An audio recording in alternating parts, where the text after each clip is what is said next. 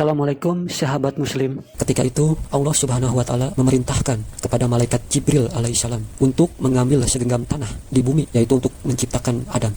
Dan kemudian Jibril pun turun ke bumi. Tapi sesampainya di bumi, Jibril diusir oleh bumi, sebab bumi tidak rela diambil tanahnya untuk pembuatan manusia. Kemudian Jibril melaporkan hal-hal yang dialami ketika mau mengambil tanah di bumi tersebut kepada Allah Subhanahu wa taala. Dan ketika malaikat Jibril tidak berhasil mengambil tanah yang ada di bumi, lalu Allah memerintahkan kepada malaikat Israfil dan Mikail untuk mengambil tanah di bumi. Dan akhirnya mereka berdua pun sama mendapat penolakan dari bumi, bahwa bumi tidak mau diambil tanahnya untuk pembuatan Nabi Adam alaihissalam, yaitu manusia pertama. Dan akhirnya Allah memerintahkan kepada malaikat Ijrail alaihissalam untuk mengambil tanah yang ada di bumi. Dan Allah memesankan kepada malaikat Ijrail, walaupun bumi menolak tanahnya diambil oleh malaikat Ijrail, tetap malaikat Ijrail harus melaksanakan perintah Allah itu. Dan akhirnya malaikat Ijrail sampai di bumi dan mengatakan kepada bumi, "Wahai bumi, aku ditugaskan untuk mengambil tanahmu, dan apabila engkau menentang, berarti engkau telah membangkang perintah Allah Subhanahu wa taala." Dan mendengar itu, akhirnya bumi pun rela diambil tanahnya oleh malaikat Ijrail tersebut. Dan kemudian tanah tersebut diserahkan kepada Allah oleh Ijrail. Lalu Allah berkata kepada Ijrail, "Wahai Ijrail, engkaulah yang berhasil mengambil tanah untuk pembuatan manusia pertama, maka engkau pula yang aku tugaskan nanti untuk mencabut semua ruh manusia ataupun semua nyawa manusia."